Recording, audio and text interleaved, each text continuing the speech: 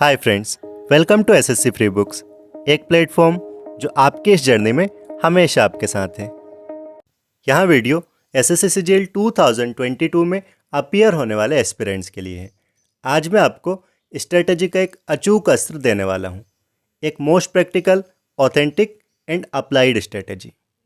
And believe me friends, इस video के and तक आप अपने आप में एक टॉप लेवल की एनर्जी और एक अलग लेवल का कॉन्फिडेंस फील करोगे। स्क्रीनशॉट्स लेते रहिएगा। चलिए शुरू करते हैं। फ्रेंड्स, आपकी इस स्ट्रैटेजी को मैंने डिवाइड किया है 7 वीक्स में। वीक 1, 2, 3, 4, 5, 6, 7। इसके बाद रहेगा आपका वोकेब, मॉक टेस्ट और कैलकुलेशन। हर वीक के साथ आप उसका एक पर्पस देख सकते हैं। अब ये पर्पस आपको गाइड करेगा पर्टिकुलर उस वीक में आपको क्या करना है और कितनी एफिशिएंसी के साथ आपको वर्क करना है। चलिए हम शुरुआत करते हैं वीक 1 से। इसका ड्यूरेशन है 16 अक्टूबर से 22 अक्टूबर, मतलब दिवाली के पहले वाला वीक। पर्पस है to make an unstoppable flow, यानी इस वीक के एंड तक आपको एक ऐसा फ्लो डेवलप करना है जिससे एग्जाम के डे तक आपकी कंसिस्टेंसी बनी रहे। हमने हर वीक को 4 सेक्शन में डिवाइड किया है: मैथ्स, रीजनिंग, इंग्लिश और जनरल अवेयरनेस। चलिए, तो वीक 1 में जो मैथ्स है, मैथ्स में हमने रखा है percentage, profit and loss, direction and distance और इन सब के क्वेश्चंस। अब देखना, एक वीक में 7 दिन होते और चैप्टर आपके 3 है टोटल, मतलब आप आराम से 2 दिन दे सकते हो किसी एक चैप्टर को। लास्ट का कोई एक दिन आप डिसाइड कर लीजिएगा क्वेश्चंस के लिए।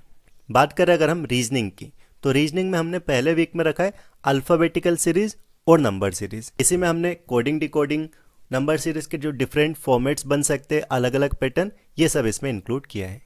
इंग्लिश की अगर हम बात करें तो नाउन, प्रोनाउन, वर्ब्स। और जनरल अवेयरनेस में आपको सिर्फ हिस्ट्री पढ़ना है।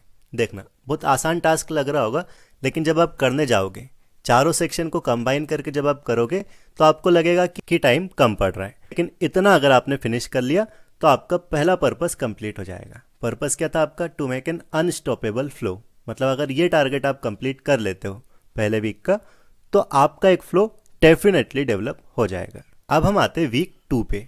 तो वीक 2 का ड्यूरेशन है 25 अक्टूबर से 31 अक्टूबर, यानी दिवाली के बाद का वीक।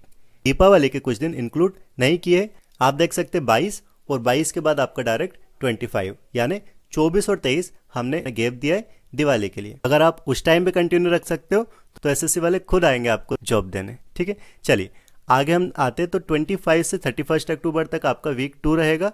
इसका पर्पस है to make a learning zone. देखना, हम जस्ट कोर्स फिनिश करने के इंटेंशन से अगर पढ़ाई कर रहे हैं तो इंटरेस्ट हमारा डेवलप नहीं हो पाएगा। हमें पढ़ना है सीखने के दृष्टिकोण से।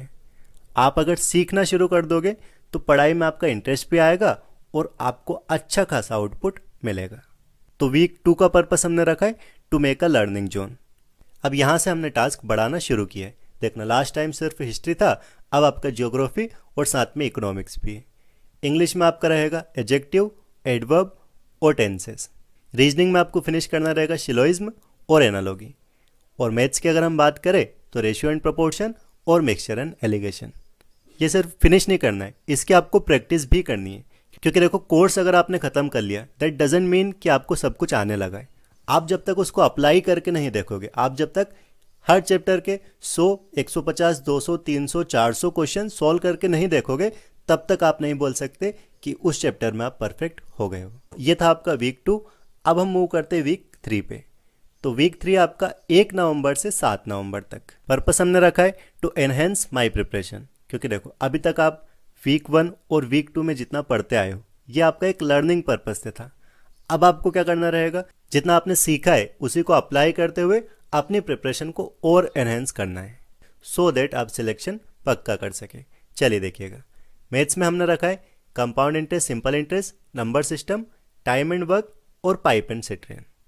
टाइम एंड वर्क और पाइप एंड सेट्रेन का कॉन्सेप्ट एक जैसा है तो आप उसको साथ में भी रख सकते हो। CISI एक जैसे है और एक आपका नंबर सिस्टम। हर वीक में आप देख सकते हो टारगेट बढ़ रहा है। आप अगर कंसिस्टेंसी से काम कर रहे हो तो आपको फील नहीं होगा कि आपका टारगेट बढ़ रहा है। तो ये बात हो गई मैथ्स की। रीजनिंग की अगर हम बात करें तो ब्लड रिलेशन, मैथमेटिकल ऑपरेशन, ये 2 चैप्टर ही हमने रखे रीजनिंग में। इंग्लिश में आपको कंजंक्शन और प्रिपोजिशन करना है। और साथ में आप एक चीज़ और इंक्लूड कर सकते हो इसमें, क्लोज टेस्ट। क्लोज टेस्ट क्या होता है? तो fill in the blanks type से होते, आपको उसमें या तो प्रिपोजिशन का कॉन्सेप्ट पूछ लिया जाएगा, या आपको कंजंक्शन का या कोई ग्रामर का कॉन्सेप्ट आपसे पूछ लिया जाएगा। आपको जो ब्लैंक दिया है उसमें कौन सा वर्ड अप्रोप्रिएट रहेगा ये बताना होता है, ठीक है। तो क्लोज टेस्ट आप इसमें इंक्लूड कर सकते हो अगर टाइम बचता है तो। जनरल अवेयरनेस की अगर हम बात करें तो हमने रखा है पॉलिटी और करंट अफेयर्स को। यहाँ से आपका करंट अफेयर्स शुरू हो रहा है। आप अगर पहले से पढ़ रहे हो तो ये तो बहुत अच्छी बात है, लेकिन अगर आपने नहीं पढ़ा अभी तक तो आप यहाँ से अच्छे से बिगिन कर दो। वीक 3 में आपको करंट अफेयर बिगिन करना ही रहेगा। आप लास्ट के भरोसे नहीं बैठ सकते कि आप कहीं से भी मंथली कंप्लीशन या कहीं से लास्ट 6 महीने का उठा के करने लगे तो ठीक है, वो भी कर सकते, लेकिन बेटर क्या रहेगा कि आप टाइम रहते ही शुरू करो और अपनी प्रिपरेशन थोड़ा सा बूस्ट करते रहो, ठीक है। तो ये वीक 3 का था। अब हम मूव करते हैं वीक 4 पे। तो वीक 4 का ड्यूरेशन है आपका 8 नवंबर से 14 नवंबर तक का। पर्पस हमने रखा है कन्वर्जन। किस चीज़ का कन्वर्जन? तो लर्निंग इनटू एप्लीकेशन, मतलब पिछले 3 वीक में जितना भी हम पढ़ चुके हैं उसको अच्छे से अप्लाई करना। कैसे अप्लाई करोगे? तो आप सेक्शनल मॉक यहाँ से स्टार्ट करोगे, आप फुल फ्लेजेड मॉक डेली के यहाँ से स्टार्ट करोगे। आपको एक दिन छोड़ के या वीक में 1 मॉक या वीक में 2 मॉक ऐसा नहीं देना है, यहाँ से आपको डेली 1 मॉक देना रहेगा। बात करें अगर सेक्शंस की तो मैथ्स का आपका रहेगा इसमें trigonometry, height and distance, speed time and distance. Speed time and distance week 1 में भी किसी ने डाला है, जिसने स्लाइड बनाई है वीक 1 में। अच्छा, ये आपका डिस्काउंट रहेगा, ठीक है, इसको थोड़ा सा करेक्ट कर लीजिएगा। ये आपका डिस्काउंट है, परसेंटेज, प्रॉफिट एंड लॉस और ये डिस्काउंट, ठीक है। डिस्टेंस लिख दिया यहाँ पे, डिस्काउंट रहेगा और आपका टाइम एंड डिस्टेंस वाला यहाँ पे रहेगा। तो क्या क्या चैप्टर्स है आपके? Trigonometry, height and distance, speed time and distance और बोट एंड स्ट्रीम। अब ट्रिग्नोमेट्री और हाइट एंड डिस्टेंस एक जैसे, आपका टाइम डिस्टेंस और बोट एंड स्ट्रीम एक जैसे, ठीक है। बात करें अगर रीजनिंग की तो आपका फिगर काउंटिंग, फिगर रिलेटेड जितने भी चैप्टर्स है आपको इस वीक में फिनिश करना रहेगा। इंग्लिश की अगर हम बात करें तो फाइनल रिवीजन सारे चैप्टर्स का, जितने आप पढ़ चुके हो, नाउन, प्रोनाउन, एडजेक्टिव, सारे चैप्टर्स का आपको रिवीजन इंग्लिश का करना रहेगा। जनरल अवेयरनेस में आपको स्टैटिक, मिसलेनियस, करंट अफेयर और साइंस पे फोकस करना है। अब हम आते हैं वीक 5 पे। तो इसका ड्यूरेशन है आपका 15 नवंबर से 21 नवंबर। पर्पस क्या रहेगा? To maximize my mock score. अब देखना, आपका मॉक का एवरेज स्कोर ही डिसाइड करता है आपका फाइनल में क्या स्कोर जाने वाला है। हम एक मॉक के बेसिस पे जज नहीं कर सकते, लेकिन कंबाइंड वे में अगर हम सबका देखें कि आपका एवरेज कितना जा रहा है तो उसी के आसपास आपका फाइनल में जाता है। थोड़ा सा डिफरेंस आ जाता है पेपर के डिफ़िकल्टी लेवल से, बट लगभग आपका लेवल पता चल जाता है आपके मॉक से। तो वीक 5 का क्या टारगेट है आपका? To maximize my mock score. तो चलिए देखते हैं क्या करेंगे हम मॉक स्कोर को मैक्सिमाइज करने के लिए। तो मॉक टेस्ट का मैं ऑलरेडी ही एक वीडियो बना चुका हूं कि आप उसको किस टाइप से अटेम्प्ट कर सकते हो। यहाँ पे भी थोड़ा सा मैं बता देता हूँ। आप सबसे पहली चीज़ तो ऑर्डर सेम रखो। आप पहले मैथ्स कर रहे हो, रीजनिंग कर रहे हो, जनरल अवेयरनेस कर रहे हो, इंग्लिश कर रहे हो, जिस भी ऑर्डर में आप कर रहे हो हर मॉक में आप सेम ऑर्डर फॉलो करो। सेकेंड चीज़, आपको आर्ट ऑफ स्किपिंग आना चाहिए, मतलब क्वेश्चन को छोड़ना क्यों? कोई भी क्वेश्चन अगर लग रहा है आपको ज़्यादा टाइम ले सकता है तो उसको अभी मत करो, उसको आप लास्ट में करो, ठीक है। किसी एक क्वेश्चन में बहुत ज़्यादा टाइम देने से अच्छा है कि आप उतने ही टाइम में और ज़्यादा क्वेश्चंस कर सकते हो। बात करें अगर हम सेक्शंस की तो मैथ्स में हमने रखा है ज्योमेट्री, मेंजुरेशन, 2D और 3D। रीजनिंग में हमने रखा है सिटिंग अरेंजमेंट और डायरेक्शन एंड डिस्टेंस। इंग्लिश में हमने रखा है कंबाइंड क्वेश्चंस, मतलब जो आप पढ़ चुके हो अभी तक, जितने ग्रामर के रूल्स आप पढ़ चुके हो अच्छे से, उनके क्वेश्चंस आपको लगाना रहेगा। इसी में आपको एरर डिटेक्शन के क्वेश्चंस भी लगाना है, क्लोज टेस्ट के क्वेश्चंस भी लगाना है, आपको सेंटेंस इंप्रूवमेंट के क्वेश्चंस भी लगाना है, आपको कंबाइंड क्वेश्चंस लगाना रहेगा। जनरल अवेयरनेस की अगर हम बात करें तो क्वेश्चन बुक, किसी भी बुक से आप क्वेश्चंस प्रैक्टिस करना शुरू करो। चूँकि आपका हिस्ट्री, ज्योग्राफी, पॉलिटी सब फिनिश हो चुका है तो अब आप क्वेश्चंस लगाना शुरू कर सकते हो प्रीवियस ईयर वाले। साथ में आपको कवर करना है स्टैटिक पोर्शन और करंट अफेयर आपको चलने देना है। अब हम मूव करते हैं वीक 6 पे। तो वीक 6 का पर्पस है आपका रीचिंग अ सेचुरेशन पॉइंट। क्या होता है सेचुरेशन पॉइंट? तो सेचुरेशन पॉइंट एक ऐसा पॉइंट होता है जहाँ पे आपको फील होने लगे कि मैं ही भगवान हूँ, मतलब आपको फील होने लगे कि अब मेरा सिलेक्शन कोई नहीं रोक सकता। ये इसका पर्पस रहेगा वीक 6 का। ड्यूरेशन है इसकी 22 नवंबर से 28 नवंबर तक। चलिए देखते हैं इसका टारगेट क्या रहेगा। तो मैथ्स में आपको अलजेब्रा, कोऑर्डिनेट ज्योमेट्री, स्टैटिस्टिक्स और प्रोबेबिलिटी अभी इंक्लूड हुआ है, आपको ये फिनिश करना रहेगा वीक 6 में। बात करें अगर रीजनिंग की तो आपको remaining portion plus sectional mock यहाँ पे करना रहेगा। इंग्लिश में आपको जो अभी तक पढ़ चुके हो उसको रिवाइज करना है और प्रैक्टिस आपको करनी रहेगी। जनरल अवेयरनेस का कोर्स लगभग फिनिश हो चुका होगा, आपको रिवीजन, क्वेश्चंस और करंट अफेयर पे फोकस करना है वीक 6 में। फाइनली हम आ गए वीक 7 में। अब ये पूरा ब्लैंक आपको दिख रहा है, मैं इसका कारण बताऊंगा।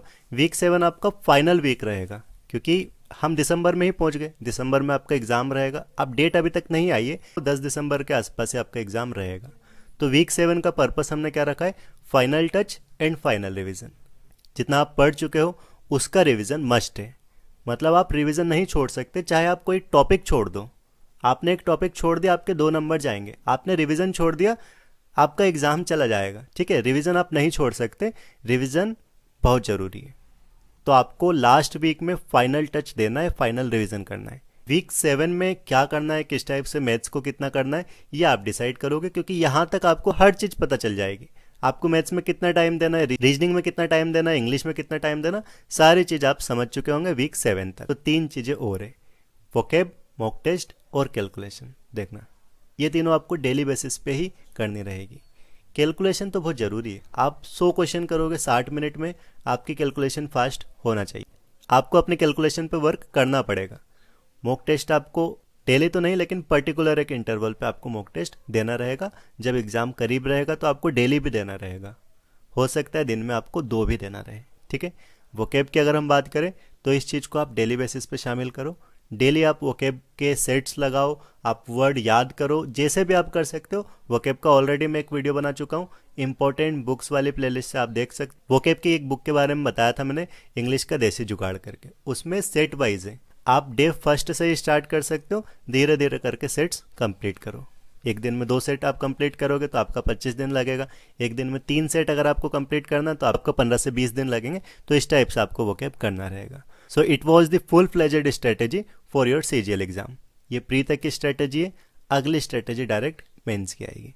I hope this video would be helpful for you. Stay in touch, please subscribe, please share this video. Thank you so much.